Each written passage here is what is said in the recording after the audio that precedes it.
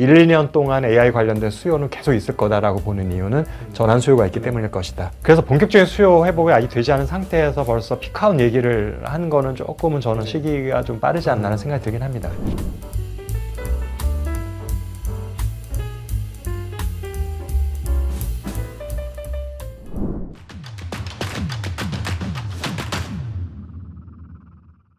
안녕하십니까. 증시각도TV 시청자 여러분, 투자자 여러분, 반갑습니다. 네, 아주 지금 한국 주식시장이 올해 흐름에서 기존 흐름에서 이탈하면서 굉장히 대단한 날, 대단한 분을 모시게 되어서 정말 기쁘게 생각합니다. 하이닉스가 이익 대비 7배 이하로 떨어지는 이 순간에 우리 한국 반도체 산업의 최고 전문가이신 이주환 박사님 모셨습니다. 박사님 어서 오십시오. 네, 반갑습니다. 네, 안녕하십니까.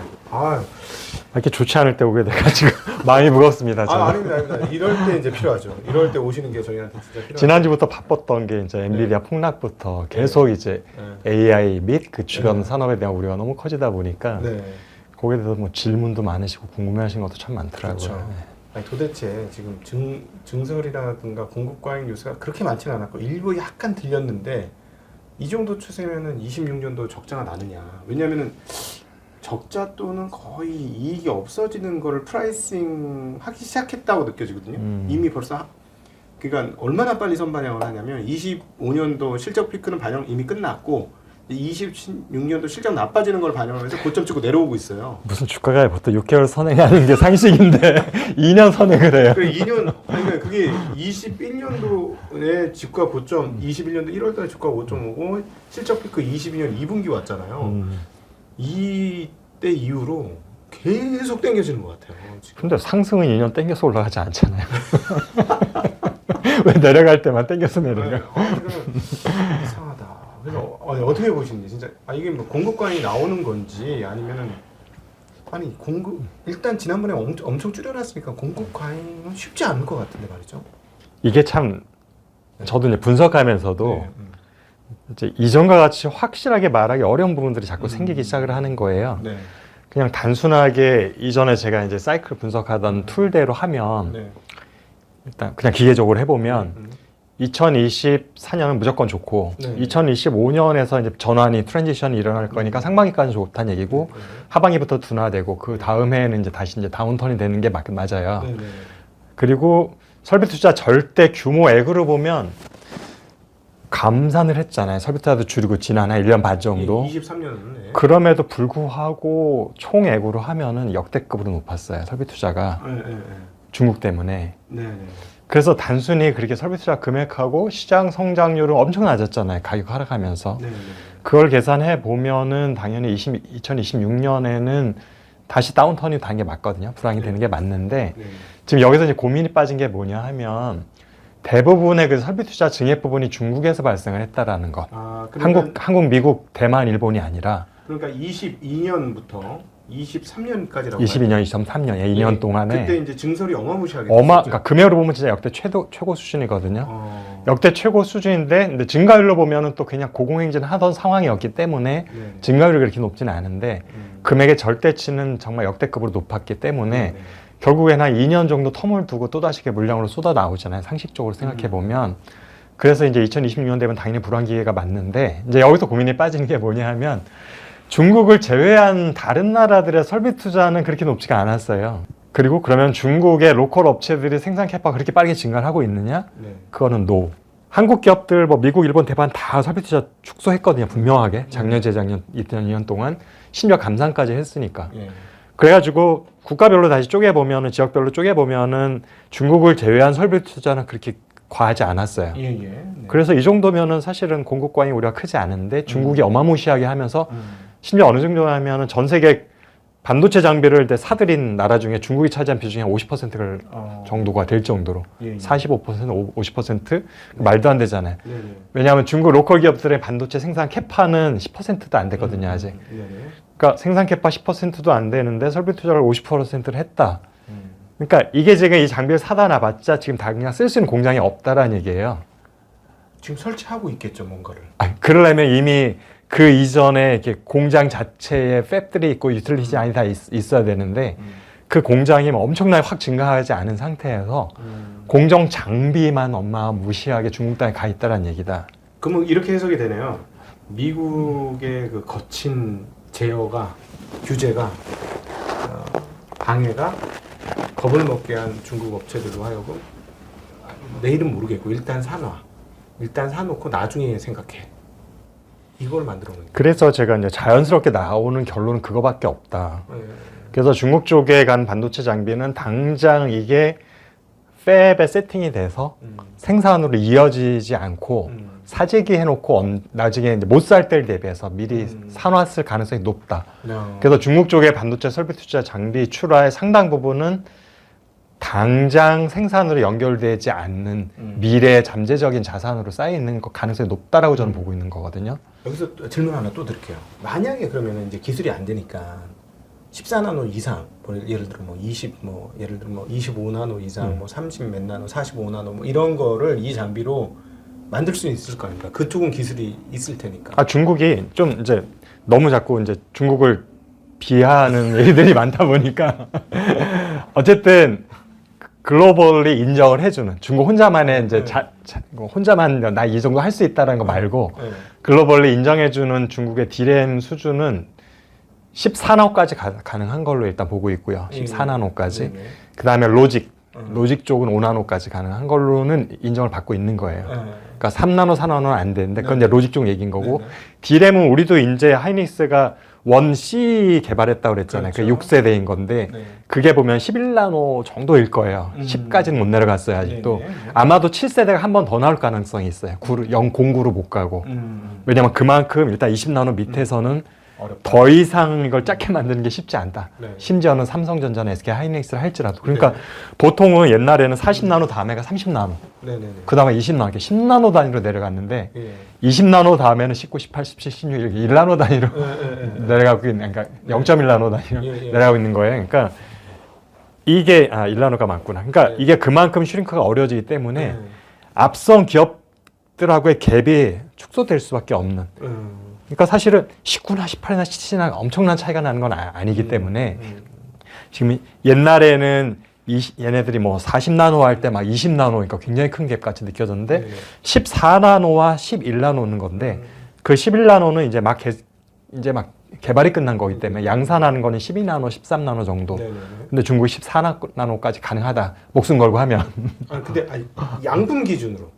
수율과 양품이 따라와서 수율은 사실은 그거는 이제 알려지지 않기 때문에 그 부분에서 물론 차이가 있을 거라는 생각이 돼서 결국에는 이제 우리가 관심이 뭐냐면은 EUV를 못 사는 상황에서 어디까지 만들 수 있냐가 관건이었었잖아요. 그러니까 예를 들자면 이 장비로 20 몇 나노짜리를 만들면 엄청나게 쏟아내가지고 예를 들어서 뭐 휴대폰에 사용하거나 첨단 자동차나 사용 못하겠으나 나머지는 진짜 똥값 되는 뭐 메모리와 그 시스템 반도체들이 쏟아져 나와서 이거 교란하는 거 아닐까. 언제나 그랬듯이 철강에서도 그랬고 뭐 태양광에서도 그랬고 그런 생각이 막 들거든요. 이렇게까지 설비 증설을 많이 했다면? 그거는 이미 제가 2018년에 예견했던 거고 원래 그 당시에 미국의 제재가 있기 전에는 그 본격적으로 그런 게 피부로 느껴진 시점이 2025년이라고 했던 건데 5년 이상 딜레이가 됐죠. 미국에서 중국에 제재를 하면서부터.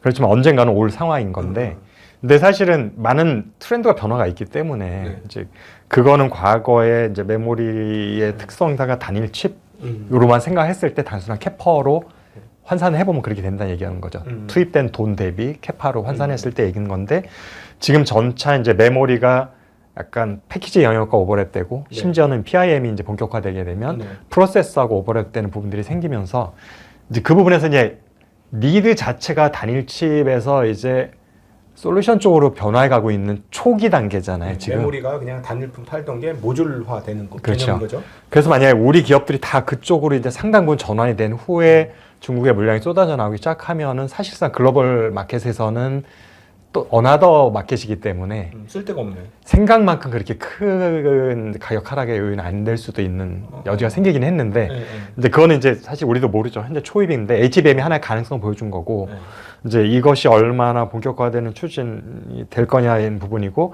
얼마나 그런 쪽의 칩 메이커들이 자신의 목소리를 높일 만큼 이렇게 지분을 가져갈 수 있느냐. 왜냐하면은 애초에 설계를 하는 팬리스하고 그다음에 TSMC가 있잖아요. 최종적으로 조립하는 그 다음에 메모리가 있는데 이 중에서 이제 전체 모듈화 내지는 솔루션화 가는 과정에서 누가 헤게모니를 잡을 것이냐가 현재로서는 명확하지가 않은 상태, 힘겨루기를 하고 있는 상태고, 여기서 누가 주도권을 잡느냐는 사실 좀 더 지켜봐야 되는 부분이라서, 거기서 주도권을 잃으면 아무리 솔루션화가 되더라도 메모리 칩 메이커들은 여전히 그냥 단순 공급자에 머물 수가 있는 거고요. 이 부분에서 점차 헤게모니를 잡아가게 되면은 위상이 달라질 수 있어서, 그렇게 되면 단순한 뭐 칩 가격의 변동 이상의 퍼포먼스를 보여줄 수가 있는 건데, 그거는 뭐 현재가 예상하기 좀 힘든 부분이죠. 그렇죠. 누가 앞으로 시장을 잡을 것이냐. 근데 어쨌거나 그런 변화가 있기 때문에 과거에 그냥 돈이 들어가면 물량이 나온다고 계산했을 때 중국의 위협이 우리가 피부로 느끼는 위협으로 가는 데는 또 조금 많은 변수가 생겼다라는 게 2018년하고 벌써 2014년 6년이 지났으니까 6년 동안의 변화인 거고요. 그래서 그 부분에 대해서 좀 더 지켜봐야 되는 거고, 그다음에 그래서 그런 와중에 좀 아까 초반에 말씀드렸던 중국 쪽에 반도체 설비가 어마무시하게 도착은 해 있어요. 이게 당장 그래서 공급 물량으로 늘어날 가능성은 희박하다라고 보는 거여서, 그렇게 보면 2026년에 공급과로 가긴 하겠죠. 많이 투자가 됐고, 한국 기업들도 지금 HBM 위주로 지금 팹 확대 시작됐고, 삼성전자도 평택에 P4를 계속 안 하고 있다가 원래 이제 파운더리를 하려고 했던 거를 계획을 바꿔서 순서를 디램을 먼저 하겠다. 아마도 그 디램은 HBM이 될 가능성이 높고요. 기존의 이제 단일 칩보다는. 그래서 어쨌든 물량이 많아지는 건 맞긴 해서, 사이클상으로 보면은 2025년 상반기까지는 저는 뭐 괜찮을 거라 보고 있고, 하반기 이후는 좀 더 지켜봐야 되는 거예요. 칩 메이커들 설비 투자가 어떤 품목으로 집중되는지 하고, 그게 과연 수요가 그다음에 뒷받침해서 같이 올라가면 또 괜찮은 거잖아요. 근데 현재 엔비디아 우려로는 뭐냐 하면은 수요가 정말 받침될 거냐라는 것이 시작된 거잖아요. 정말 최종적으로 AI 관련된 수요가 생기지 않으면 엔비디아의 주문량도 확 감소를 할 거고, 1년 반 정도 지나면. 그럼 HBM으로 인해서 가졌던 이제 캐파 증설했던 것들도 그때 되면 사실상 다시 이제 골칫덩어리가 될 가능성도 있다 보니까 이제 다 맞물려 있는 거예요. 그래서 그럼 최종 수요는 생기느냐? 이 부분은 현재로서 모른다는 거죠. 지금 기준으로 보면은 어쨌든 이게 비관론자 입장에서 보면은 최종적인 비즈니스 모델이 없다라는 저도 공감함에도 불구하고 당장 1, 2년 동안은 문제가 없다고 보는 이유는, 빅테크 기업들이 지금 하고 있는 거는 돈을 벌어서 하는 게 아니라, 그다음 지금 현재 보유하고 있는 그 데이터 센터들을 전환하겠다라는 거거든요. AI 기반으로. 그 캐파가 전환되는 수요는 있기 때문에 이건 비즈니스 모델에 상관없는 거예요. 인프라 투자를 해놓는 거. 뭐냐면은 통신사가 새로운 뭐 5G, 6G 본격적으로 매출 발생하지 않지만 주파수 할당을 받으면서 기지국 투자하는 거랑 똑같은 거예요. 그러니까 이거는 돈이 벌든 안 벌든 투자는 계속 가는 건데, 이게 한도가 있죠. 왜냐하면 결국에 어느 정도 투자가 전환이 끝나면 그 다음엔 진짜 비즈니스 모델이 없으면 확장할 이유는 없는 거잖아요. 전환이 끝나면. 인프라가 끝나고 이제 고속도로 다 깔은 거죠. 그 다음부터는 이제 돈 버는 거에 따라서 맞춰서 갈 수밖에 없는데, 저는 그럼 그때까지 시간이 얼마냐 보면 1년에서 2년 정도까지는 전환 투자가 있을 거라고 보는 거라서, 그래서 비관론자들 말한 비즈니스 모델이 없다는 맞지만, 그럼에도 불구하고 1, 2년 동안 AI 관련된 수요는 계속 있을 거다라고 보는 이유는 전환 수요가 있기 때문일 것이다. 그러니까 이 기존의 클라우드가 최소한 이 AI 클라우드로 바뀌어야 되니까 그거는 25년, 26년까지도 인프라 투자는 나올 것이다. 정확한 수요는 이제 기업마다 틀리겠지만 대략 그 기간을 저는 그때까지, 그러니까 올해 상반기에 시작이 됐던 거잖아요. 그게 한 2년 정도로 보는 거고, 그 다음에 그 2년이라는 게 100% 다 전환되는 걸 말하는 건 아니고요. 아마도 예를 들어가지고 뭐 메타가 갖고 있는 게 100이다라고 했을 때 아마도 50 정도가 AI로 전환이 되면 그때부터는 둔화시킬 것 같아요. 비즈니스 모델을 봐가면서. 왜냐면은 본인이 지금 하는 메인 돈 버는 서비스는 AI가 아니어도 대부분 가능한 거잖아요. 그러면 100% 전환할 필요는 없는 거야. 비싼데. 유지비도 비싸고 전력 소모도 많고. 그러니까 최소 50%는 전환할 거라 보고, 업체에 따라서 나름대로 비즈니스 모델을 좀 앞서가는 기업들은 한 6, 70까지도 높일 가능성이 있다. 그럼 걔네마저도 60, 70이 차버리면 일단은 지금 뭐 광풍은 끝나는 거죠. 그 다음부터 이후에는 어떻게 될 거냐는 불황론자도 그다음 기대론자, 호황론자도 알 수 없는 영역이 돼버리는 거예요. 정말로 돈이 되는 모델이 B2B가 됐던 B2C가 됐던 AI와 관련된 비즈니스 모델이 누군가 만들어내느냐, 못 만들어내느냐, 거기에 딸려 있는 것. 그래서 종합해 보면은 AI 관련된 수조가 1, 2년 정도까지는 어쨌든 유효하다고 보는 거고, 중국의 투자는 약간 사재기성이 굉장히 크다라고 네. 봤을 때 이제 사이클로 다시 돌아가 보면 네.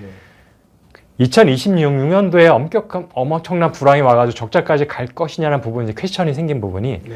다운 사이클인 건 맞아요. 그건 어차피 사이클은 다운으로 갈 수밖에 없는데 네. 근데 적자까지 갈 정도로 심하게 갈 것이냐 부분에 이제 퀘스천인 부분인데 2012년 이전에는 다운 사이클은 무조건 적자였어요. 삼성전자 제외하고. 네네. 그래서 메모리 업체들 마이크론이나 이렇게 하는 게 무조건 적자였는데 그때 이후로 달라진 거는 그때는 4개사 차지였던 거게 3개사로 바뀌었다라는 거. 그러니까 독과점이 좀 더 공고해졌기 때문에 이전보다는 가격 결정권이 좀 더 세졌다라는 거. 그런 면에 있어서 적자까지 안 가는 불황기 시대가 이제 저는 정착을 했다고 봤는데 이제 작년에 그 깨진 거잖아요. 네. 이번에 깨진 거는 근데 단순히 공급 수요에 의한 사이클에 의한 게 아니었기 때문에 저는 과하게 적자 코까지 갖다 보고 있는 거라서 가장 큰 거는 저는 금리 인상. 금리 인상, 그다음에 우크라이나 전쟁. 그로 인한 원자재가 상승. 이 세 개가 이제 원래 공급 과잉에 의한 다운 사이클로 하면 적자까지 가는 상황은 아니었는데 네. 외적인 요인 세 가지가 한꺼번에 터져버린 거잖아요. 그다음 심지어는 코로나로부터 완전한 수요 회복도 덜 끝난 상황이었었죠. 그렇기 때문에 아주 심하게 적자까지 갔던 건데 2026년도는 이제 외적인 요인이 상당 부분 해소가 된다 보여지죠. 일단 금리 부분이 해소가 될 거고요. 그 다음에 전쟁 그때쯤에 어떻게든지 일단 종전 쪽으로 가지 않을까, 휴전 쪽으로 가지 않을까라는 생각. 그럼 원자재도 좀 안정이 될 거라 보면 반도체 내재되어 있는 이제 수급과 공급에 대한 측면만 남게 되는 건데 그렇게 되면 3, 4 체계가 깨지지는 아직 않았기 때문에 새로운 플레이가 들어갈 가능성은 굉장히 희박하죠. 현재로서는. 오히려 있던 애가 망하면 모를까? 그렇게 보면은 적자까지 가진 않을 것 같다. 다운 사이클은 맞지만 이라는 게 현 시점에서 보는 저희 조심스러운 의견입니다.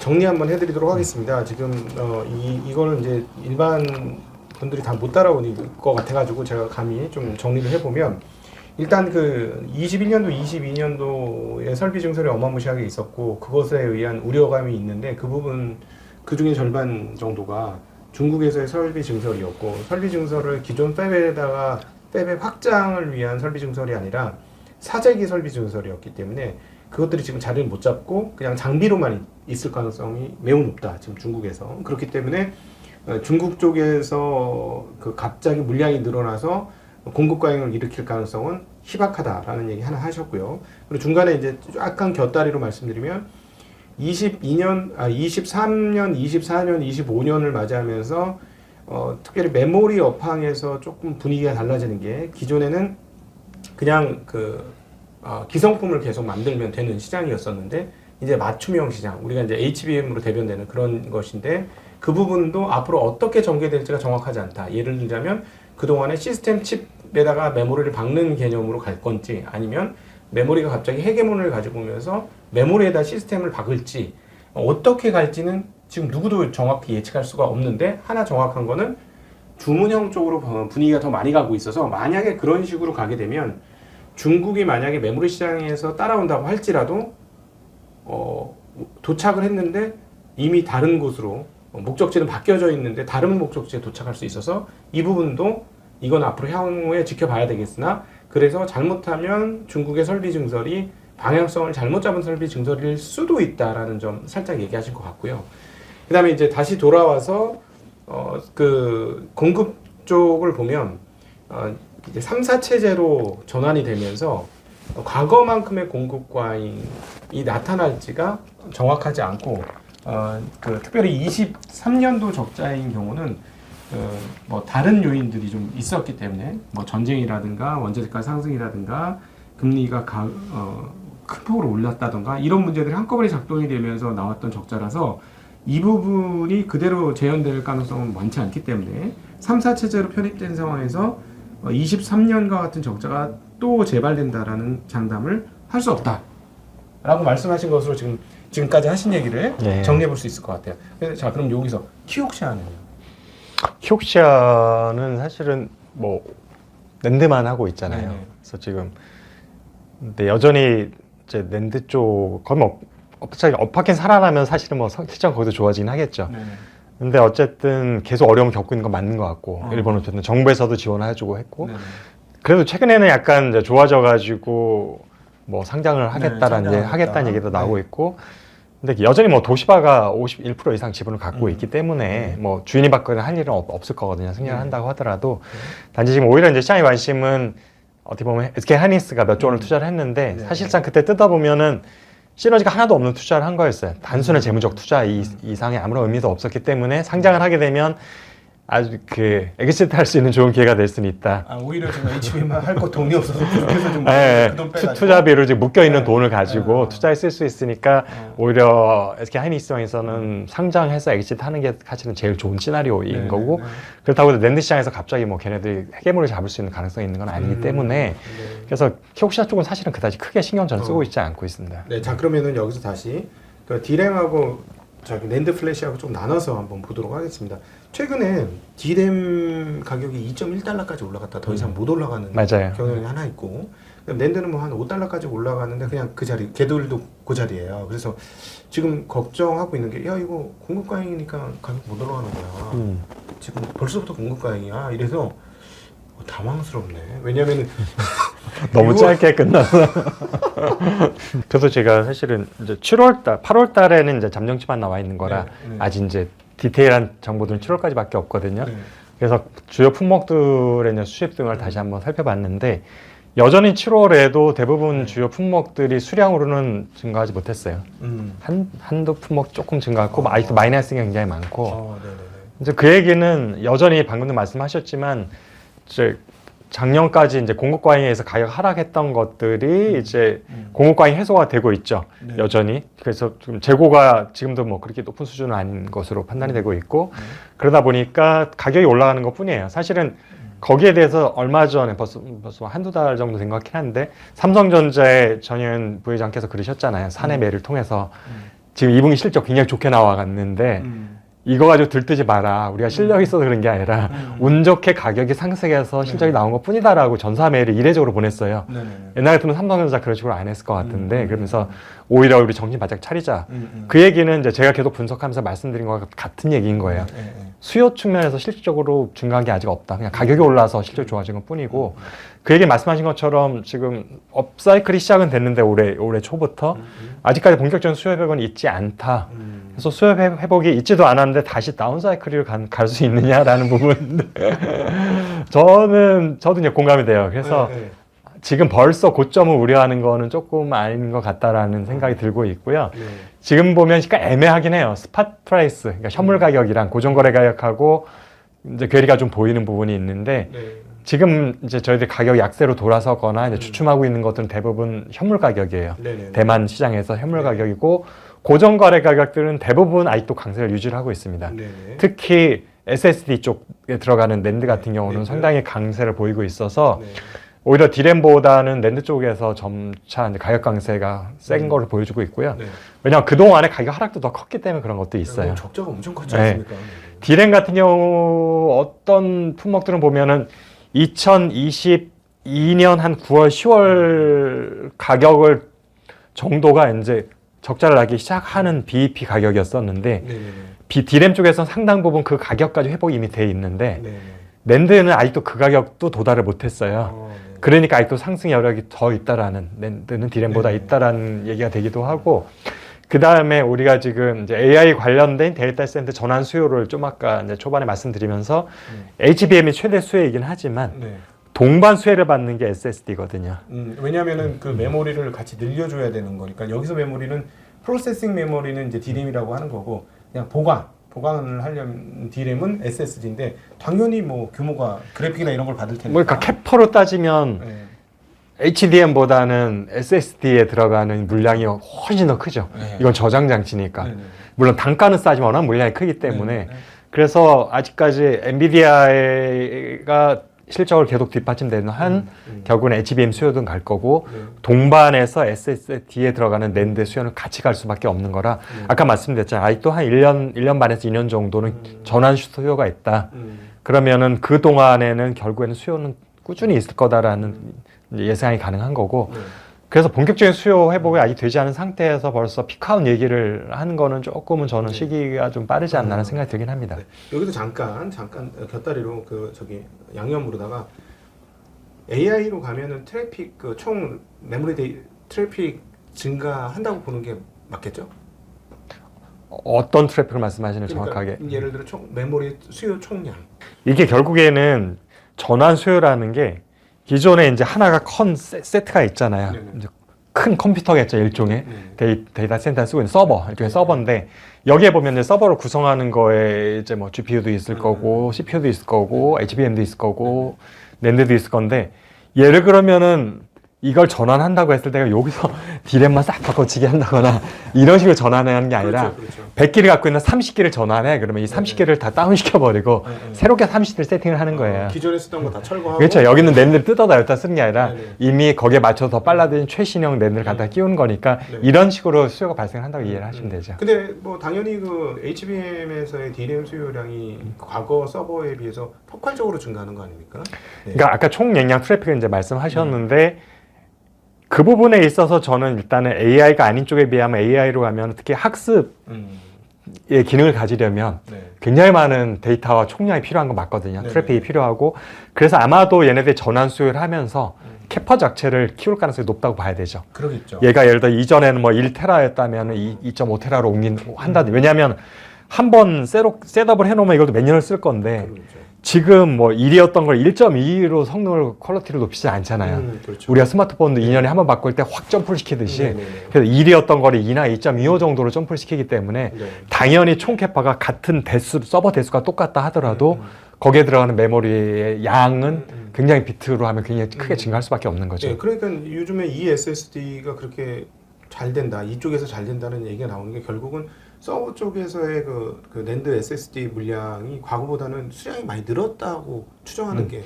그렇기도 하고 또 지금 이제 실적에 연결되는 건 가격이잖아요. 네네. 왜 낸드 쪽의 가격이 좀 더 센지가 물론은 기준점 대비 아직까지도 올라간 게 좀 덜 했다라는 건 이미 말씀드렸지만 지금 메모리를 만드는 칩 메이커들 입장에서 보면은 증설을 최근에 하거나 팹 전환을 하면서 낸드 쪽 확대 얘기는 별로 없어요.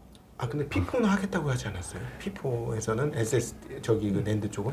낸드도 그러니까 그 메모리 쪽으로 전환하면서 HBM하고 낸드가 두 개는 같이 수요가 발생을 하니까 할 네네. 건데 그 이제 그 비중은 정확한지 현재로서 모르겠는데 예를 들어서 제가 정확한 캘큘레이션은 아니에요. 이제 그냥 얘기를 해보면 서버 하나에 들어가는 총 메모리가 뭐 10이라고 했을 때 1만큼의 HBM과 9만큼의 SSD가 필요할 수 있잖아요. 아니면 2만큼의 HBM과 네. 8만큼의 그렇죠. SSD가 어쨌든 SSD가 훨씬 더 많은 건 분명한 그렇죠, 건데 그렇죠. 근데 증설을 할 때 네. HBM의 3, SSD를 7만큼 하게 되면 SSD는 쇼티지인 거죠.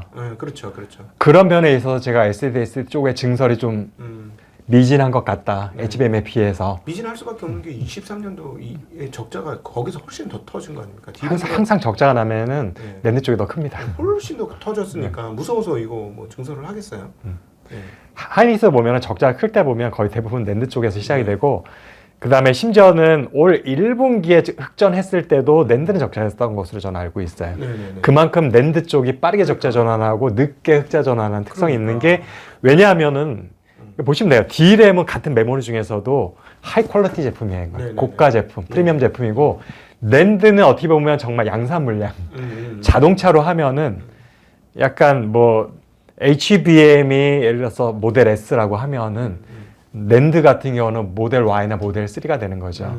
그러니까 저가인데 물량을 많이 팔아가지고 흑자를 내는 그런 돈을 버는 그런 규모의 경제를 하는 거다 보니까 약간 수요 변화가 생기면은 양산품 같은 경우는 사실 물량 공세로 했던 거기 때문에 네네네.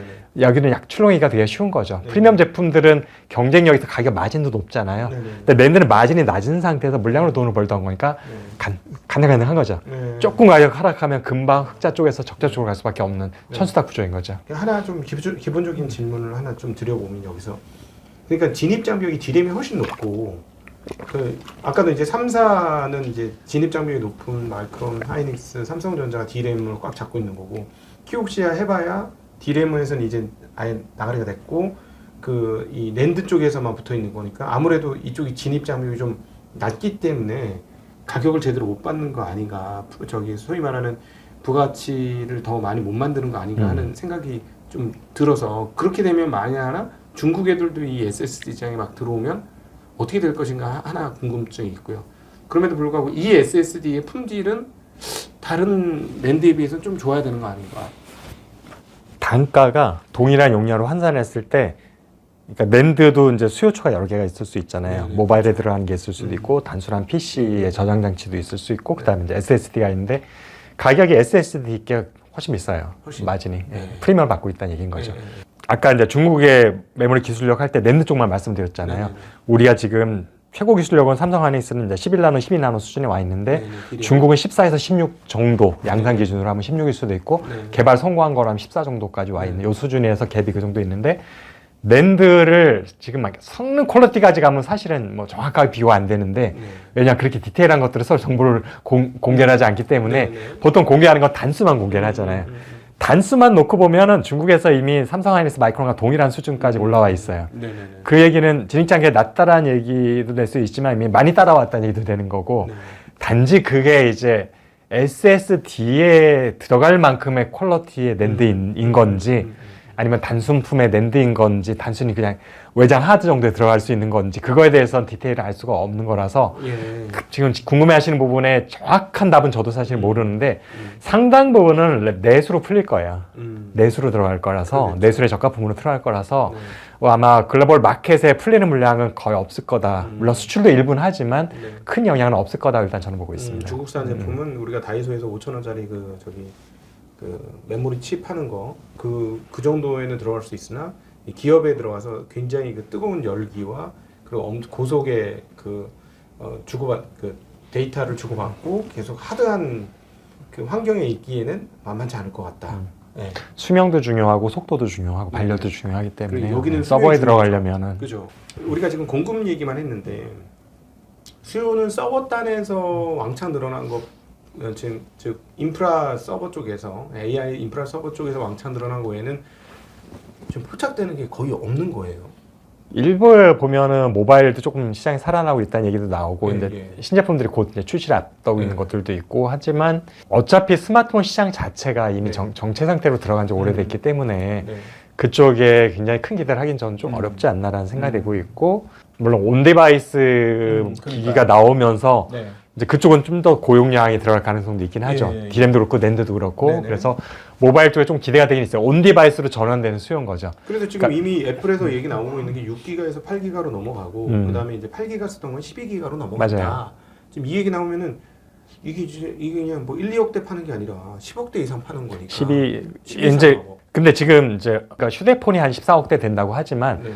프리미엄 제품의 스마트폰 얘기인 거거든요. 지금 이거는 지금 애플이 얘기하는 거는 그렇죠. 그거는 제가 볼 때 4억대까지도 안 되고 2, 3억대 수준일 거라고 보여져서 일단은 네. 총량이 어마어마하게 크지는 않다. 그 걔네들의 교체인 거고. 근데 사실은 온디바이스 안 하더라도 신제품이 나올 때 2년에 한 번씩 나오잖아요. 기본적으로. 2년이 지났을 때 저 정도 수요 증가는 있었어요. 기본적으로. 근데 애플은 진짜 짜게 해서 잘 안 올려줬네. 애플이 진짜 더뎠죠. 네, 더뎠죠. 안드로이드 진영에 굉장히 좀 뭐랄까 인심이 후했어요. 메모리 늘려가는 것들이. 12기가 옛날부터 썼어요. 네. 근데 얘네는 12기가 안 써요. 제게 16기가인데요. 그러니까 얘네는 지금 애플은 이거 12기가 이번 처음 올라오는 거 퍼센테이지로 따지면 한 50% 증설이에요. 예, 증량이에요. 얘네가. 그래서 이게 과연 의미가 없을 건가? 애플만 한 2억대 팔 거고 그러면 나머지 안드로이드 쫓아오면 한 4, 5억대 팔 수 있지 않을까? 그렇죠. 한 4억대는 될 수 있는 예, 거죠. 예, 예.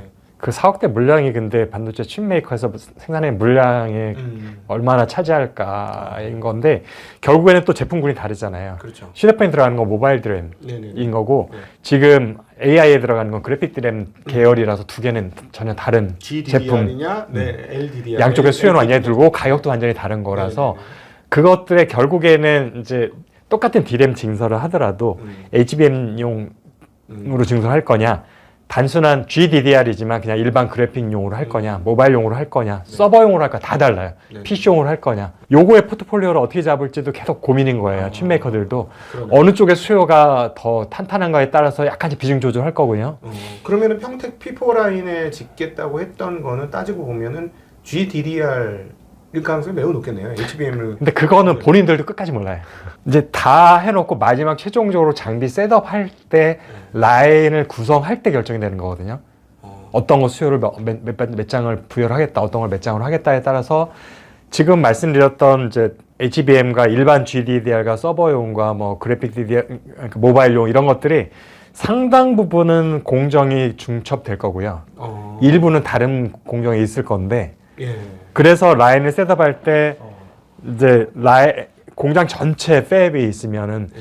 그 중에서도 이제 공통으로 갈 수 있는 라인의 셋업과 다르게 가는 셋업에 있어서 장비 대수를 어떻게 배분해서 셋업할 거냐 최종적으로 그러면 요거에 따라서 이제 캐파 증설의 양이 달라지는 거거든요 제품별로는. 그 A부터 Z까지 있는데 예를 들면 J까지 왔을 때 이 장비는 거의 다 똑같고 마지막 순간에만 달라질 수가 있는 거예요. 같은 디램에서는 그런 게 많죠. 그러면은 예를 들어 처음부터 이거는 우리 뭐 LPDDR로 쓸 거야 아니야 이거 GDDR로 쓸 거야 아니야 이거 GDDR에 HBM용으로 쓸 거야를 정해놓고 라인을 까는 게 그렇지 아니에요. 않죠. 예. 그다음에 심지어는 해놓고도 중간에 조정이 가능해요. 그러니까 장비 몇 대 바꿔가지고 뭐 아니면 그 장비 내에서 공정 순서라든지 아니면 부족하면 옆 팹에 가서 빌려가서 쓸 수도 있고 하기 때문에 총 생산되는 캐파를 3대 2대 2로 했던 거를 뭐 2대 3대 4로 바꿔라고 하면은 조정이 가능해요. 그럼 만에 하나 이것도 가능한 겁니까? 예를 들어 웨이퍼 이번에 한꺼번에 예를 들어서 한꺼번에 이번 달 웨이퍼 뭐 15K를 넣었어. 그때는 이번 거는 GDDR이야 하고 이렇게 넣었다가 다음 거는 야 좀 공정 바꿔라 야 이번에 15K는 LPDDR로 해야 돼. 그것도 가능해요? 보통은 그렇게 랏단위까지 바꾸지는 않을 거고 사고 날 가능성이 있기 때문에. 네. 근데 이거를 뭐 공장 지을 때부터 셋업되어 있지는 않다라는 게 일단 중요한 팩트인 거고 네. 그 다음에 약간의 조정이 필요하기 때문에 바로 앞에 투입한 거에서 바로 다음 투입할 거 확 바꾸지는 않을 거고요. 네네. 근데 연 중에서도 전환 가능성은 있는 거죠. 1년 중에서도. 근데 사고 확률이 있어서 그렇게 확 바꾸지는 않습니다. 근데 그 라인을 조정해서 종목 마지막 나온 품목을 바꿀 수는 있긴 있는 거예요. 있는 거죠. 예. 그냥 그 라인은 고정되니까 A라는 제품은 무조건 A만 나오는. 왜냐하면 우리가 메모리라는 거는 기본적으로 약간의 설계가 틀려진다는 얘기거든요. 네. 이게 그래픽용으로 쓸 건지 아니면 뭐 서버용으로 쓸 건지 그 그래픽 설계가 달라지는 거는 단순히 설계만 틀리고 공정이 별 차이가 없으면 그냥 똑같이 가도 되는 거예요. 그러면 그 웨이퍼에 그려져 있는 우리가 리소그래피 있잖아요. 네네. 거기에 그려져 있는 그림만 달라지는 거고 공정이 똑같다면 그냥 같은 팹에서 다른 제품을 얼마든지 할 수 있는 거라서. 자 그러면 어쨌든 지금까지 나온 얘기로는 P4 라인의 공급 증가는 아마도 지금 추정으로 했을 때는 HBM 쪽이 유력. 그리고 삼성전자 HBM 납품하기로 뉴스 떴어요 드디어. 어저께 트렌드 포스에서 네. 나왔죠. 트렌드 포스에서 이 정도 보도했을 정도면 맞는 것 같은데. 근데 삼성전자에서는 또 확인해 줄 수 없다고 바로 나왔잖아요. 네, 확인해 줄 수 없다고. 지난번 로이터 때도 확인해 줄 수 없다고 네. 했고. 제가 보기에는 이제는 확인할 수 없다는 게 맞을 것 같아요. 자존심상으로도 말 못할 것 같아요. 네. 그래서 트렌드 포스 그 원문을 찾아보긴 했어요. 네.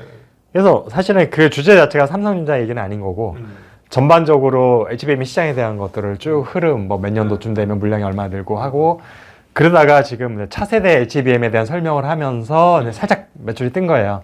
여기서 이미 뭐 SK 하이닉스는 1분기부터 마이크론은 2분기부터 이제 5세대 납품을 시작했는데 삼성전자도 이제 늦긴 했지만 이제 뭐 최근에 납품을 시작했고 그다음에 블랙베리도 할 거를 좀 준비하고 있다라고 매출이 뜬 게 단데 이건 뭐 알 수 없는 거죠.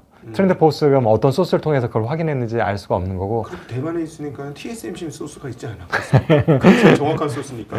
근데 일단 뭐 삼성전자도 만약에 그게 맞으면은 그러니까 주가 측면에서도 유리하기 때문에 뭐 맞다라고 확인해 줄 수 있는데 그렇지 않다고 얘기한 거로 봐서는 되게 조심스러운 뉘앙스잖아요. 그래서 아직까지는 뭐 로이터 때나 마찬가지로 좀 지켜봐야 될 것 같다라는 게 일단 제 생각입니다. 좀 이제 한국에 메모리 투자를 하신 분들이 걱정하는 부분은 야 삼성전자 진입하는 순간 물량 뛰기로 한번 밀어붙이기 시작하면 다 끝났어. HBM도 이제 똥값돼. 뭐 이런 걱정이 좀 있어요. 어떻게 보십니까? 진짜 HBM 똥값 됩니까? 삼성전자 진입하면?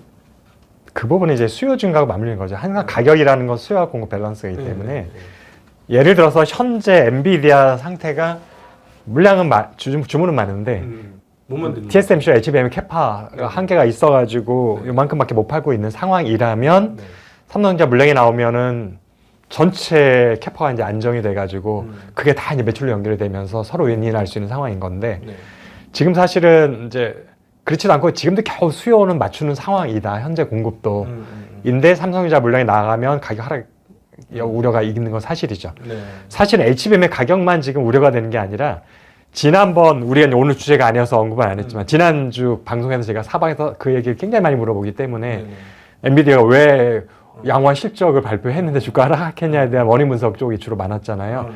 저는 이제 2분기 실적 때문에 딴지를 건 건 아닌 것 같고 3분기 가이던스가 제가 볼 때는 굉장히 실망스러운 수준이었다라고 저는 얘기를 했었고 그 다음에 CFO가 나와가지고 4분기 푸던 블랙웰에서 매출이 수십억을 발생한다라는 게 오히려 악수가 됐다라는 입장이기 때문에 이제 뭐 그게 지금 오늘 주제는 아니니까 어쨌든 엔비디아 자체도 지금 어쨌든 성장성과 수익성에 대해서 지금 의구심이 많이 생겨 있는 상태라는 것.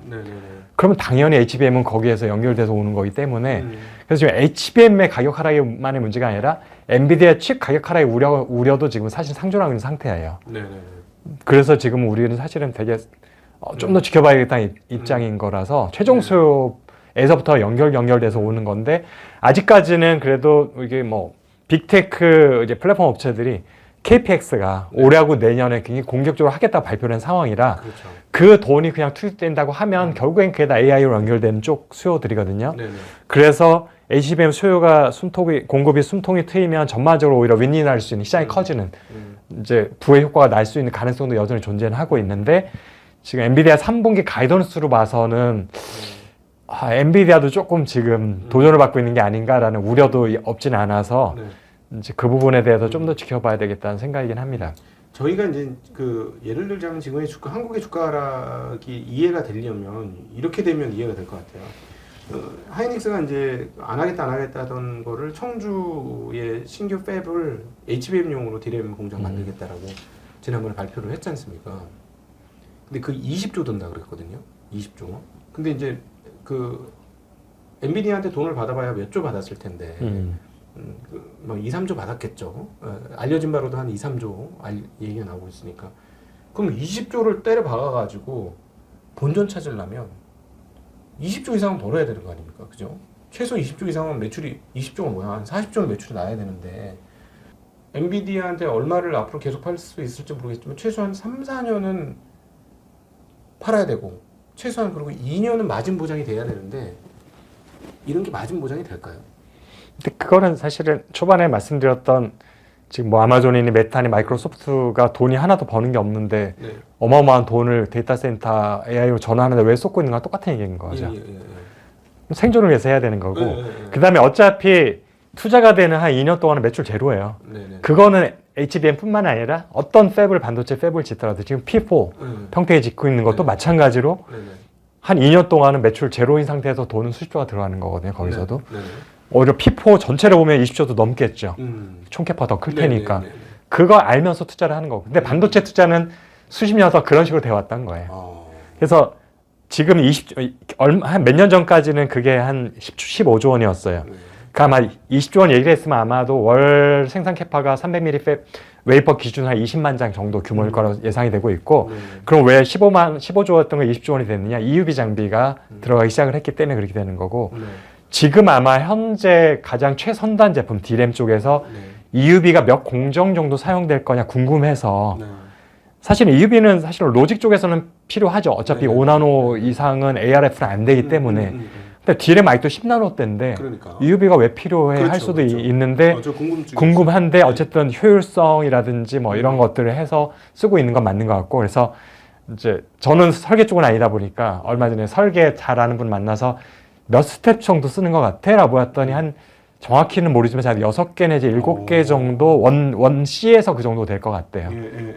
하이닉스의 최선나 원 C에서 그러니까 원 B가 지금은 주력이니까 원 B는 한 4개에서 6개 스텝 정도 쓴다고 생각을 해서 어쨌든 EUV 스텝이 그 정도 들어가니까 EUV 장부가 뭐 최소한 몇 대 이상 된다라는 계산이 나오니까 워낙 비싸고 유지비도 비싸고 그래서 팹 건설 비용이 한 5조 원이 증가한 것 같다. 몇 년 사이에. 그러면 그게 한 월 20만 장 캐파 정도인 거로 예상이 되는데 그러니까 기본적으로 새로운 팹 하나 지을 때 월 20만 장 정도 캐파로 져요. DRAM이나 메모리 팹에서. 그래서 어차피 지을 팹을 그냥 AI용으로 HBM용으로 짓는 것 뿐인 거지 그게 뭐 새로운 일은 아닌 거라서 그 부분에서는 특별히 우려사항은 없습니다. 근데 이제 원래 하던 캐파다. 그렇죠. 원래 하던 캐파. 원래 이제 새로운 팹을 짓게 청주에 지을지 이천에 지을지 근데 용도가 HBM용으로 이제 못 박은 거가 그 부분을 이제 확실히 몰라서 만약에 HBM용과 기존의 일반 뭐 GDDR하고 모바일하고 큰 차이가 없으면 뭐 사실상 나중에 언제든지 아까 우리 초반에 얘기했잖아요. 바꿔서 쓰면 되는 거예요. 그 팹을 활용을 해서. 근데 굉장히 많은 차이가 있는 거다라고 하면은 HBM 수요가 급감했을 때에 또 뭔가 지금 돈을 들여서 전환해야 되는 거라면 이 부분에 약간 이제 우려 포인트가 있지만 사실상 설계만 다른 거고 대부분의 공략 크게 차이가 없으면 뭐 HBM 수요가 없으면 뭐 약간의 조정을 거쳐가지고 다른 DRAM 제품을 만들면 되기 때문에 사실은 근데 이런 거 똑같은 거예요. 예를 들어서 매그니피선트 7 기업들이 지금 AI용 서버로 한 50% 60% 전환해 놨어. 근데 AI 수요가 없어. 뭐 비싸지만 그걸로 일반 서버 대신에 쓰면 되거든요. 훨씬 고성능을 쓰는 거니까 어떻게 보면은 좀 너무 남아 넘치는 성능을 쓰는 것 뿐인 거지. 이미 설비 투자 감가상각은 이미 끝나 있다라면 사실상 별 문제는 없는 거라서 그거랑 똑같이 생각하시면 됩니다. 그 감가상각이 몇 년이나? 5년 정도 잡죠. 3년에서 5년 정도. 아 그래요? 네. 20조를 5년 만에 감가상각을 때려요? 5년 이상 잡지는 않습니다. 제가 알기로. 공격적으로 하는 데는 3년을 잡기도 해요. 와, 그럼 한 1년에 5조에서 7조씩 날려야 되는 거네? 그러니까 4조, 5조, 4조에서 7조? 뭐 영업이익, 그러니까 캐시플로우로 했을 때 영업이익은 좀 애매하죠. 감가상각 제약이 아니니까. 캐시플로우가 마이너스가 난다고 해도 그중에 상당 부분은 감가상각으로 빼내는 거예요. 실제로 현금이 들어가는 게 아니라 이미 다 들어간 돈에 대해서. 그래서 그거를 우리가 좀 수치로 분석하는 거랑 피부로 기업의 실적이 안 좋다라는 것하고는 상당한 부분 괴리가 있기 때문에 네. 그런 부분 감가상각 부분을 좀 고려하면서 계산해야 됩니다. 네, 실제로 뭐 2분을 해도 수익을 2분을 했다고 해도 현금으로 보면 몇 조가 더 떨어지겠네요. 감가상각 때문에 한 1년에 그 5년 친다고 해서 4조씩 치면은 2분 했어도 현금 흐름상으로 4조가 플러스 나니까 돌릴 수 있는 상황이 오는 거잖아요. 그러니까 영업이익에 적자가 났다고 해서 돈을 못 버는 게 아니다라는 거예요. 캐시플로우로 따지면 감가상각에서 그냥 다른 거 북상으로 떼어버리는 거거든요. 돈이 빠져나가는 게 아니라 이미 쓴 돈에 대해서 체크해버리는 거죠. 그렇구나. 야, 그러면 이제 결국은 지금 이제 얘기를 종합을 해보면 엔비디아가 몇 년까지 현재의 어떤 총이익률을 유지할 수 있을 정도의 수준을 유지할 거냐. 근데 그렇게 따지면은 사실은 지금 빅테크들도 아직 다 끝나지 않았다는 측면에서 보면 엔비디아의 지난번 실적 발표 때 보면 국가나 이런 단위에서도 AI에 대한 수요가 있다. 그렇게 식으로 따지면은 국가뿐만 아니라 우리나라의 뭐 네이버 같은 2군 정도 되는 테크 회사들도 이건 상당히 하고 싶어 할 텐데. 그러니까 전체 시장이 커지려면 지금 말씀하신 굉장히 다양한 라인업의 AI 수요가 생겨야 되는데 이제 저는 여기서 지금 생각이 많이 깊어져요. 그 시대에 엔비디아가 지금 같은 헤게모니를 유지할 수 있을 것이냐. 한 2, 3년 후에도 중요한 건데 만약에 지금은 전기차 시장에서나 스마트폰 시장에서 저는 이제 힌트를 찾고자 하거든요. 자, 스마트폰 처음에 애플 위주로 시작이 됐었죠. 아이폰. 초고가 폰이었어요, 전부 다. 그다음에 성능 자체도 최고 스펙이었었고, 그다음에 전기차 시장 테슬라로 시작됐죠. 모델 S, 모델 X, 1억 5천만 원짜리. 근데 그때는 대중화되지 않으니까 시장 커가는데 한계가 있었죠.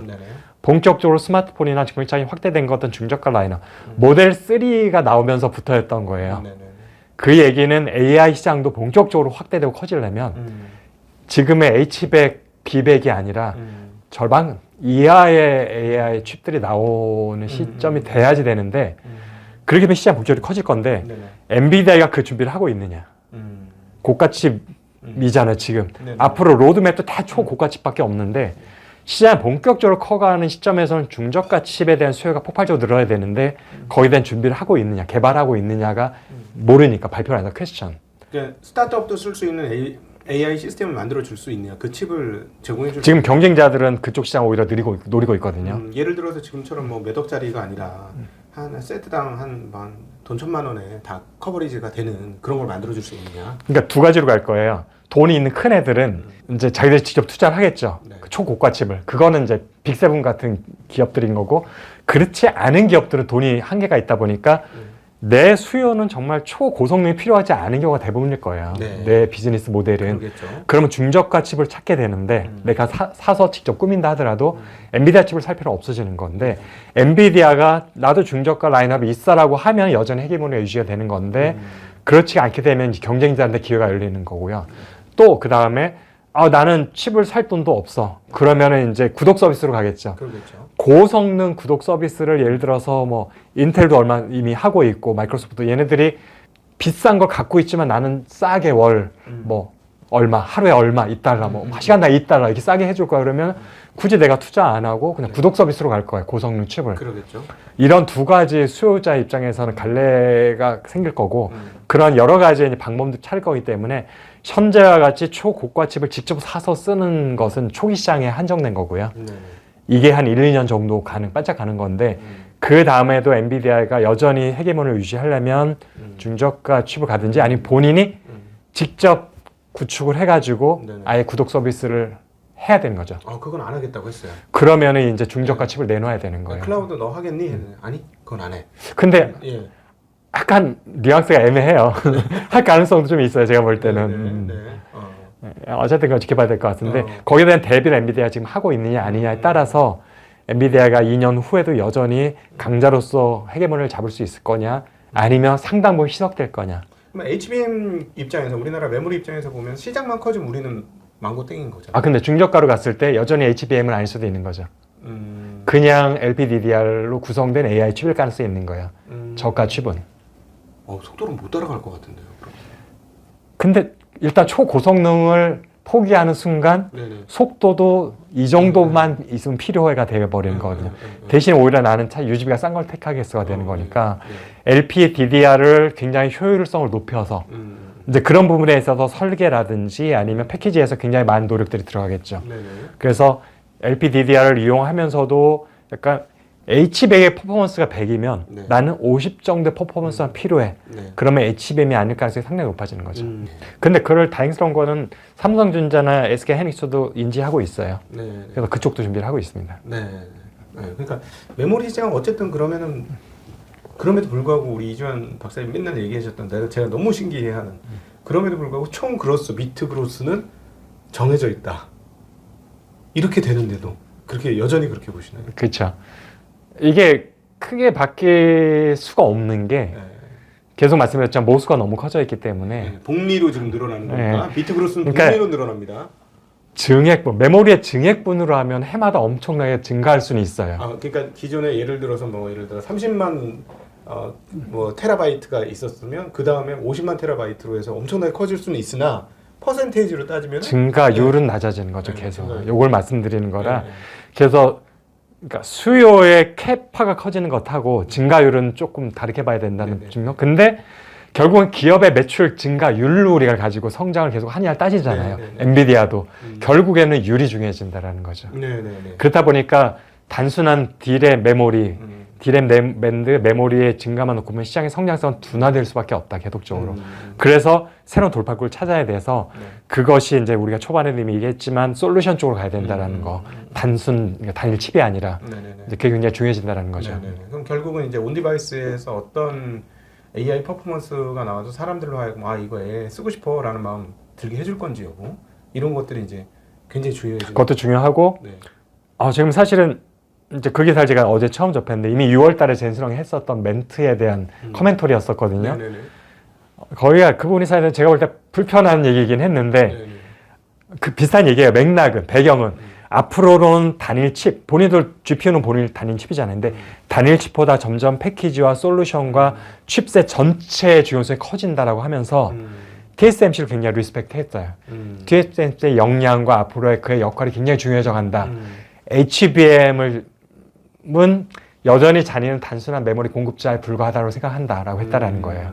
이 얘기는 헤게모니를 엔비디아가 가질 거냐 TSMC가 가질 거냐 부분은 잘 모르겠으나 삼성전자, SK하이닉스가 헤게모니를 잡을 가능성이 굉장히 낮게 본다라는 거거든요. 엔비디아 입장에서는 상당히 분발해야 되는 거죠.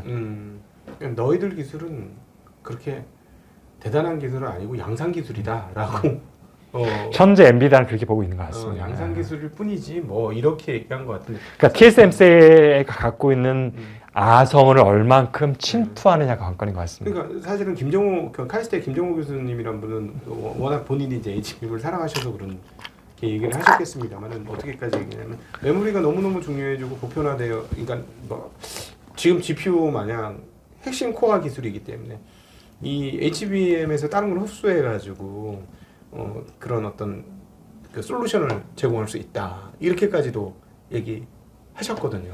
그 결과는 사실 1년 이내 볼 수도 있어요, 우리가. 왜? 그렇게 빨리? 3D에서 3D HBM에서 누가 핵개념을 잡는지가 그냥 나올 거거든요.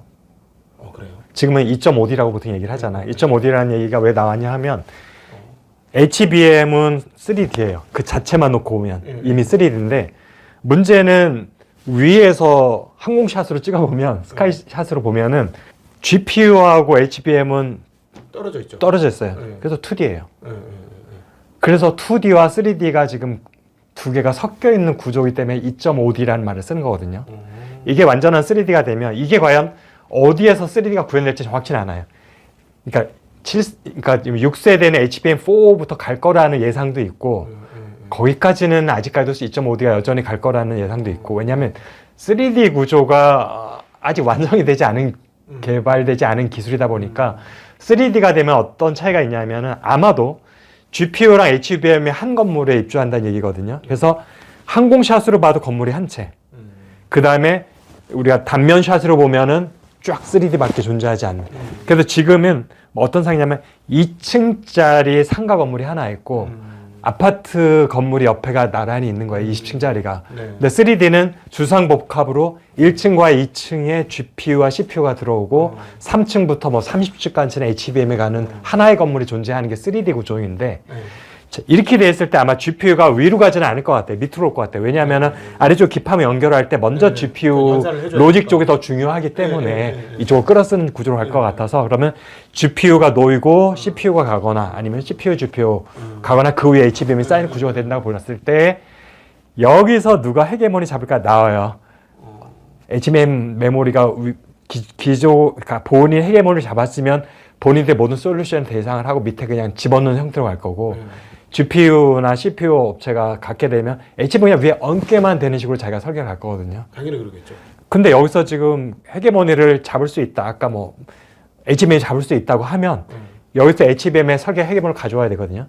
너네들 갖고 와 그러면 내가 여기다 끼워 넣는 구조로 최종 조립을 할 게가 가능해져야 되는데 그럼 파운드리 능력이잖아요. 그렇죠. 이게 가능할 거냐 하는데 저는 사실은 TSMC가 가져갈 가능성이 더 높지 않나라고 보는 거고 구조상으로 봐도 HBM 위에 놓을 거예요. 밑에 다 해놓고 위에 얹는 구조라면 헤게모니나 1, 2층을 쌓는 애들이 그냥 가져갈 거거든요. 그렇지 않으려면 HBM이 밑에 있고 위에 GPU가 쌓이는 구조로 가야 헤게모니 메모리를 가져갈 수 있는데 저는 그 가능성이 높지는 않다고 보고 있어서 야, 결국은 파운드리를 삼성전자가 돈을 엄청나게 쓰긴 썼는데 옛날 파운드리 하고 있는 거네. 근데 이거는 사실 뭐 AI에 국한된 얘기니까 파운더리 전체 시장으로 확대를 할 건 아닌 것 같고 아직까지는 그래서 어쨌든 지금 HBM이 시대가 오히려 메모리가 헤게모니를 잡는 시대로 갈 건지는 3D에서 결판이 날 거다. 1년 정도 지나면 우리가 알 수 있을 것 같다. 누가 헤게모니를 잡는지는. 그럼 TSMC가 우리한테 열어줄 리가 없잖아요. 근데 현재 트렌드와 아마 예상되는 3D 구조 확인한 건 확실치는 않지만 예상컨대 HBM이 헤게모니를 잡기 쉽지 않을 것 같다라는 게 조심스러운 예측입니다. 사실은 제가 보기엔 듣다 보니까 이제 사용자 입장에서 보면 AI에 관련된 뭐 이렇게 서버를 구축해서 만들고 싶은 뭐 스타트업이라든가 이런 다양한 사람들 입장에서 보면 돈을 적게 쓰면서 AI 서버를 구축하려면 메모리가 상당히 있는 데서 적당한 수준의 CPU와 GPU를 박아가지고 쓰면 오히려 그 사람들은 저렴하게 그렇죠. 아주 뭐 다양하게 해서 뭐 500만 원짜리 1000만 원짜리 몇 대 컴퓨터 몇 대 이렇게 붙여가지고 쓰면은 너무너무 신나게 잘할 수 있을 것 같은데 TSMC가 안 해주겠네요. 말씀 듣다 보니까 그러니까 자기네 그럼 뭐 TSMC가 결정할 부분은 아닌 것 같고 결국은 AI 칩을 최종적으로 자기 이름을 내놓는 누군가가 엔비디아일 수도 있고 제3의 플레이어 될 수도 있는데 걔네들이 설계를 어떻게 가져갈 거냐 부분이고 TSMC가 그냥 자기가 만들어주면 되는 건데 거기에서 자기가 뭐 GPU를 엔비디아 게 아닌 조금 저가 AMD 거를 쓰고 주변에 HBM이 아닌 걸 3D로 쌓을 수도 있고 2D로 쌓을 수도 있지만 그냥 GPDDR 초기의 AI 모델처럼 주변에 8개 대신 좀 늘려서 12개나 16개가 쌓는 구조로 갈 수도 있어요. 땅을 넓게 차지하겠지만 하지만 나는 뭐 이 정도로 충분해라고 하는 최종 수요가 있으면 그렇게 하면은 그걸 뭐 TSMC가 결정하는 건 아니고요. 그거는 AI의 최종 칩셋을 자기 브랜드로 파는 업체가 결정을 하는 거고 TSMC는 그걸 이제 만들어주는 것 뿐이라서 근데 그거 헤게모니를 갖는 건 아닌데 이제 결국에 아까 얘기했던 거지만 결국엔 2년 정도 지났을 때 AI 시장 전체의 주도권을 여전히 엔비디아가 잡을 건지 아니면 분산될 건지 여부가 이제 그 부분에서 우리가 좀 윤곽이 드러날 거다라는 거. 근데 TSMC는 여전히 수혜가 예상된다. 아니 그렇죠. GPU만 팔아먹어도 되는. 네, 이것도 만들 수 있고 얘도 만들 수 있잖아요. 단일 GPU만 팔아먹어도 되는데 근데 갑자기 턴키라는 단어가 막 떠오르면서 삼성전자 파운드리에서 자기네 턴키로 할 수 있다는 게 사실 지금 말씀하신 그거 우리가 할 수 있어라고 했지만 한 게 하나도 없잖아요. 할 수는 있지만. 그렇죠. 턴키로 하려면은 결국 패키지 영역까지 함께 하지 않으면 의미가 없어지는 건데 그 부분에 있어서 아직은 고객에게 신뢰를 확실히 갖고 있지는 못한 것 같다라는 것하고 뭐 여러 가지 인프라나 역량도 TSMC하고는 조금은 떨어져 있다 비교했을 때 현실이기 때문에 그 갭을 얼마나 빠르게 좁혀야지 지금 턴키로 수주할 수 있느냐도 좀 결정될 것 같습니다. 아, 진짜 도대체 뭘 잘못하고 있는 거야? 아니 뭐 잘못한다기보다는 애초부터 이게 쉽게 갭을 좁힐 수 있는 비즈니스는 아니었다라는데 시장의 기대가 너무 좀 높았고 너무 언론에서 아 삼성이 하고 돈을 저렇게 쓰면 몇 년 안에 따라잡는다라는 약간 설레발 같은 느낌이 저는 처음부터 많이 느꼈던 거고 저는 계속 꾸준히 말씀드렸어요. 이게 쉽게 따라잡을 수 있는 영역이 아니다. TSMC를. 이건 지금 시간 긴 호흡으로 가야 되는 거다. 오히려 서두르면은 헛발질 한 번 하면 오히려 뒤로 후퇴할 수도 있기 때문에 조심. 왜냐하면은 신뢰가 중요해서 고객이 맡겼어요. 근데 너무 서두르다가 한 번 실망했어. 그럼 몇 년 동안 안 맡겨요. 그래서 그 차라리 욕심내지 않는 게 저는 빨리 가는 길이라고 몇 번 2019년부터 얘기를 했었는데 그게 제가 2번 얘기했던 게 10나노에서 7나노로 갈 때 TSMC는 EUV를 안 썼어요. 그렇죠. 삼성전자 먼저 썼어요. 브라로그로 갔죠. 그냥. 수율 위주로 갔어요. 아, 나는 안 갔으면 했었어요. EUV로. 차라리 차분차분 좁혀가는 게 좋다. 그 다음에 4나노에서 3나노로 갈 때 또 한번 나는 4나노로 간다 할 때 먼저 3나노로 갔어요. 그 다음에 GAA 도입도 먼저. 맞아. 그래서 여기서 기술력을 과시하는 효과는 있지만 수주 산업은 달라요.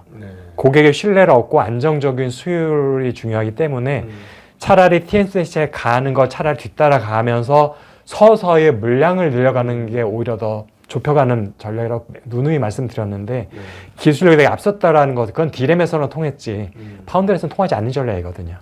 그 부분이 사실 저 전략적 미스였다고 판단이 됩니다. 이 말씀을 잠깐 모르시는 분들을 정리하면은 삼성전자가 파운드리에서 EUV를 막 도입하는 바로 그 시점에 2030년 파운드리 1등을 부르짖었습니다. 그러면서 격차를 해소하기 위해서 EUV 장비를 많이 넣었고요. 그러면서 다음 단계를 우리가 먼저 가서 준비해 놓겠다 해가지고 7나노로 바로 갔고 그 다음에 게이트 올 어라운드 가장 먼저 도입을 하면서 우리가 먼저 가서 기다리고 있을게 그럼 너희들이 쫓아오겠지 했는데 가긴 갔는데 양산이 하나도 안 된 거죠. 뭔가가. 그러니까 결국엔 수주 산업이라는 거는 그러니까 대부분 이게 규모가 크잖아요. 우리가 지금 삼성전자의 점유율을 좀 영향을 줄 정도면 굉장히 대규모 수주를 해야 되는 거고 그 정도면 진짜 뭐 퀄컴이니 뭐 이 정도 규모가 되는 애플이나 이 정도 돼야 되는데 얘네 입장에서 보면은 리스크를 안기 싫어하죠. 그렇죠. 누군가가 좀 등치 큰 애가 다른 애가 먼저 삼성전자 맡겨서 한 1년 지켜봐. 괜찮은데? 그럼 맡기고 싶은 거거든요. 먼저 맡기는 리스크를 지기 싫어한다라는 거예요. 그렇지. 큰 회사들이 삼성 파운드리를 했을 때 만약에 했는데 물건 딱 나왔는데 100개 필요한데 50개 만들면 우리 완전 낭패 나는 거니까요. 누군가가 리스크를 안고 공격적으로 해요. 왜냐하면 너무 지금 물량이 급해서 그랬을 때 성공을 해내면은 신뢰를 얻고 계속 막 물량 늘려 그러면은 다른 고객들이 제가 저 정도 퀄컴이 저 정도 쓸 정도면 나도 맡겨도 되겠네가 되는데 그래서 그때 10%였던 시장점이 19%까지 올라왔던 거거든요. 퀄컴이 확 물량을 주면서 테스트를 해본 건데 페일이 난 거죠. 그러니까 몇 년 동안 다른 고객들은 일단 삼성전자 거들떠보지 않는 거예요. 심지어는 정부에서도 그 다음에 이제 삼성그룹 최고 총수에서도 2030년 못 박아버렸잖아요. 그러니까. 비메모리 1등. 그게 발목을 잡았다고 봐요. 그러니까 밑에 있는 사람은 조급해서 빠르게 어떻게 하려다 보면은 제가 볼 때 천천히 가는 게 더 빠른 길인데 무리수를 계속 두고 있어요. 파운드리 쪽에서. 오늘 너무너무 재밌게 좀 숨 돌림 틈 없이 그냥 한 시간이 휙 가버렸는데 아마 조금 어려우실 수도 있는데 다른 쪽에서 반도체 들으시고 또 와서 또 들으시면 도움도 되실 거고요. 반복적으로 들으시면 이게 무슨 얘기한다 하는 건지도 많은 도움이 되실 것 같습니다. 오늘 저는 집중적으로 이 향후 이 사이클에 대한 얘기를 오늘 집중적으로 했다라고 말씀드릴 수 있을 것 같아요. 근데 분명히 지금 정해지지 않았는데 시장은 정해진 것처럼 움직이고 있어가지고. 그럼 마지막으로 네. 희망적인 걸 하나만. 네. 2024년이랑 2025년 전 글로벌 반도체 설비 투자를 섹터별로 아까 네. 나중에 말씀드리고 했었던 부분을 짧게 말씀을 드리면 네. 기존 같으면은 비중은 전공정이 압도적으로 높아요. 거의 90%인데 네. 증가율이 중요하잖아요. 네. 설비 투자 증가율 보면은 올해와 내년에 전공정 쪽에 설비 투자가 사실상은 캐파 증가로 가는 거거든요. 네. 물량 증가로 가는 건데 그러겠죠. 얘네 증가율이 낮아요. 5% 10% 정도.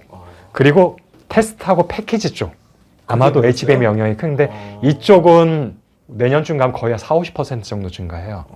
이 얘기는 HBM 영향이 크다고 보고 있는데 테스트와 패키지 쪽의 물량이 어마어마하게 느는데 전공정 물량 늘지 않으면 공급과잉 결국에는 칩의 개수 때문에 생기는 그렇죠. 건데 칩의 개수는 않는다는 크게 증가하지 않는다는 얘기가 돼서 이 부분에 좀 공급과잉 우려를 좀 해소시킬 수 있는 약간 긍정적 메시지인 것 같습니다. 굉장히 중요한 말씀 지금 마지막에 해주셨는데 뭐냐면 아니 이거 개수를 만들려면 웨이퍼를 개수를 넣어야 되는데 웨이퍼 쪽의 투자는 5% 10%밖에 안 됐다 이 말씀을 하시는 거니까 그러니까 웨이퍼가 늘어봐야 5% 10%밖에 안 는다는 산술적 계산이 나오고 그러면 이번 캐퍼 증설로는 실질 수량 증가는 미미하다.